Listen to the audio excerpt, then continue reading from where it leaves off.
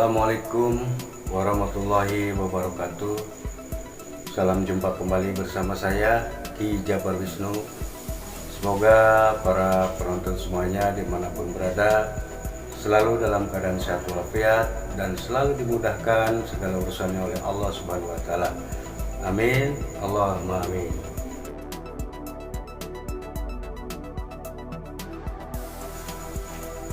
Pada kesempatan ini saya ingin berbagi cerita tentang berhentinya saya dalam mencari batara karam, BK atau jenggot. Bagaimana kisahnya? Silakan simak videonya baik-baik dan jangan skip atau jangan dilompat-lompat.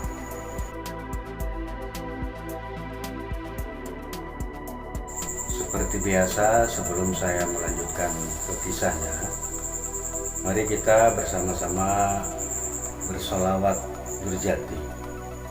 Pada kesempatan ini saya akan menampilkan solawat yang dilakukan oleh putra-putri warga Keranggan.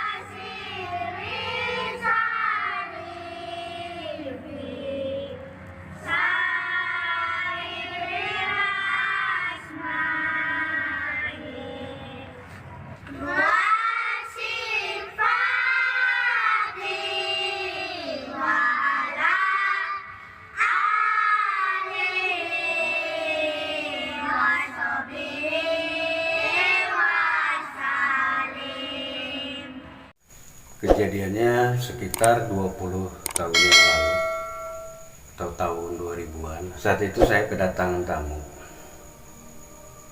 Ya, beliau konon katanya diutus oleh seseorang.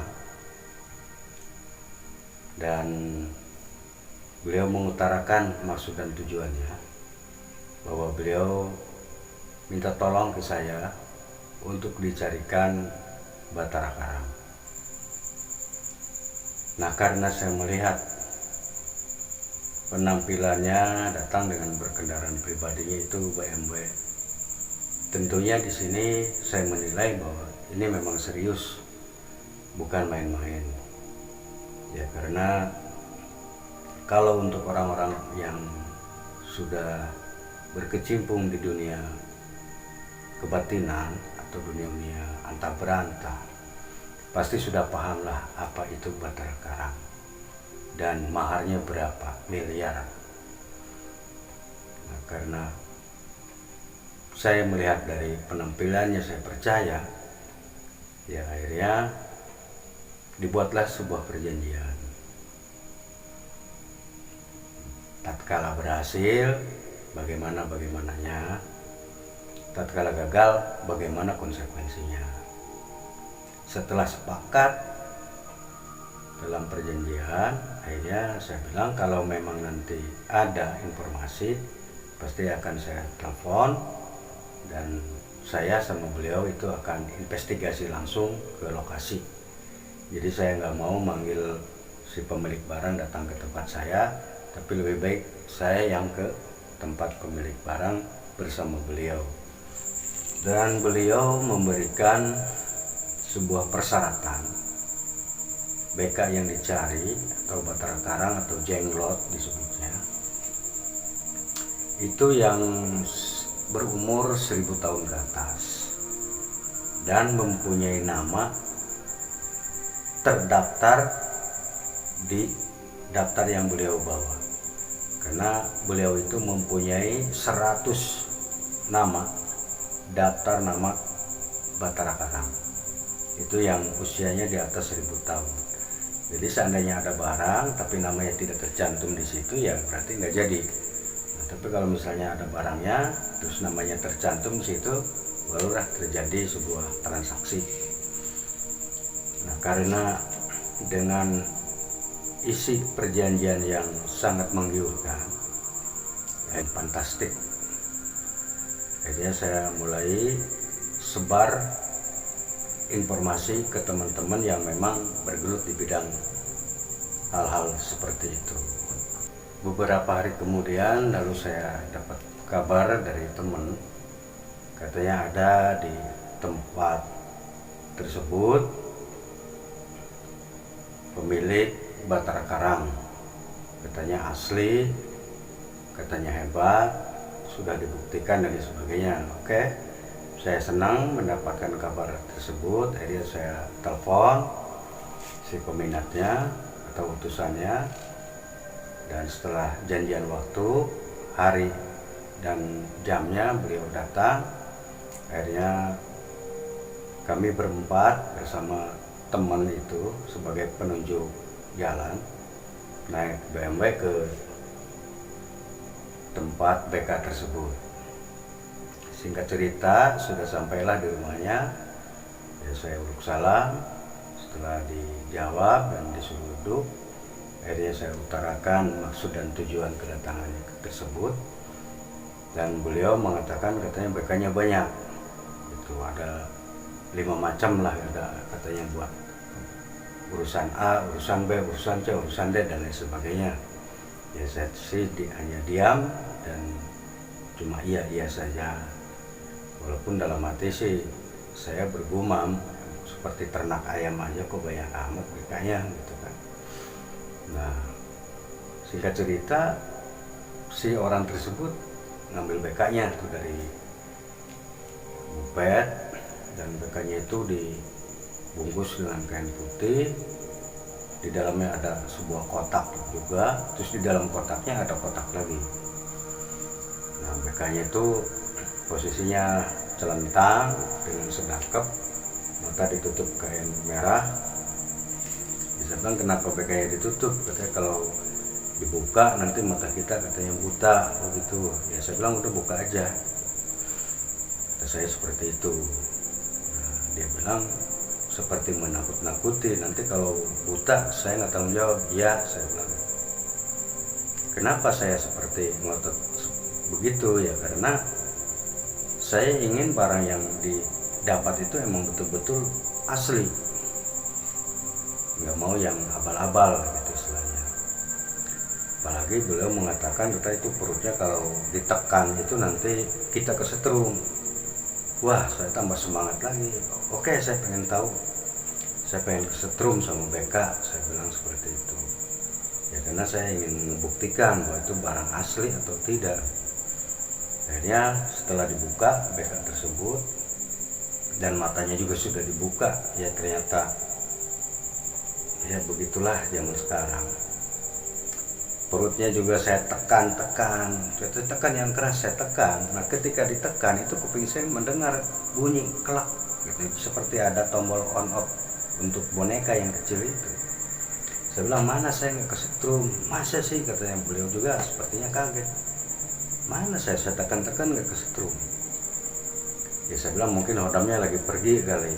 Dalam hati sih ini barang palsu. Karena dari matanya juga saya melihat itu terbuat dari lampu yang merah. Itu kan suka ada tuh kalau di radio, kalau dinyalakan merah, lampu LED itu kan kecil. Nah dari perutnya juga sama, ditekan-tekan juga ada suara klak gitu, on off, stop kontak, itu menggunakan baterai. Terus juga dari wajahnya juga bukan wajah manusia. Kalau saya lihat itu leher, maksudnya kepala kelelawar dipenggal, potong, terus disambung-sambung entah dengan apa ya. Tangannya juga itu terbuat dari cengkeraman kaki kelelawar. Ya semuanya didesain ya seperti asli, padahal itu palsu. Ya mohon maaf, getarannya pun nggak ada, merindingnya pun nggak ada gitu kan. Kalau memang itu asli, sebagai manusiawi ya secara alamiah pasti ada rasa merinding itu karena efek ya reaksi dari energi gaibnya. Jadi saat itu tidak ada. Ya saya bilang ini hotelnya nggak mau, saya bilang gitu kan, karena pas saya datang ke situ ada tamunya gitu, mungkin beliau seperti paranormal lah. Ya saya tetap menjaga image si paranormal tersebut di hadapan tamunya. Ya saya bilang ini hotelnya mungkin lagi nggak mau gitu, nggak mau dialih pemiliknya gitu. Ya akhirnya beliau sepertinya frustasi sampai menawarkan BK yang lainnya. Saya bilang nggak usah lah, nggak perlu, karena saya pikir ini satu aja udah ketahuan barang aspal, saya barang bikinan lah, bukan BK asli. Ya yang lainnya pun tentunya akan sama. Singkat cerita ya sudahlah, kami permisi pulang dengan kecewa karena tidak mendapatkan barang yang asli. Karena sudah beberapa kali mengetes, artinya kami itu timbul sebuah jemu. Jadi dianggapnya ya sama, ke barat, ke timur, ke utara, ke selatan, di Bubak semua hampir sama barangnya seperti itu semua. Di luaran sih beritanya bagus, gini. Giliran didatangi ternyata nol, nggak ada yang bisa dibuktikan. Yang akhirnya kami putuskan untuk menghentikan pencarian, aliasnya gagal total. Nah, di sini dari pengalaman ini saya ambil hikmahnya bahwa buat teman-teman yang kebetulan mungkin baru terjun di dunia antah berantah, atau mungkin penonton yang baru mendengar, ya lebih baik ya kalau mau kerja ya mending kerja sajalah yang real saja, nggak usah terjun ke dunia antah berantah yang pada akhirnya akan menyengsarakan diri kita sendiri. Nanti yang kerja malas bekerja karena nguber miliarannya itu kan, yang pada akhirnya barangnya nggak ketemu. Ya mungkin ada, saya yakin ada, tapi tidak semudah kita membalikkan telapak tangan untuk mendapatkannya. BK asli banyak gitu, tapi yang sesuai kriteria dicari itu belum ketemu. Yang pada akhirnya saat itu ya sudah putuskan untuk menghentikan, dan akhirnya kita punya pengalaman, dan pengalaman inilah saya bagikan kepada para penonton. Jadi supaya jangan sampai tergiur atau tertipu oleh ya hal-hal kliniknya seperti itulah, karena kebanyakan semua itu dibuat direkayasa. Jadi lebih baik sudahlah lupakan tentang BK.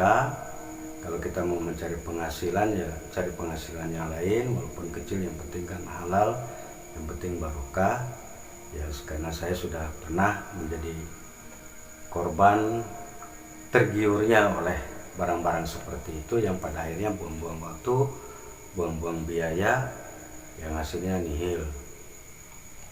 Nah, jadi buat teman-teman dimanapun berada, ya nggak usahlah kita berusaha hal-hal seperti itu, karena nanti akan merugikan diri kita sendiri. Ya semoga saja dari pengalaman ini para penonton dapat memetik hikmahnya. Mohon maaf atas segala kekurangan dan kesalahan saya. Akhirul kalam, wabillahi taufiq wal hidayah. Wassalamualaikum warahmatullahi wabarakatuh.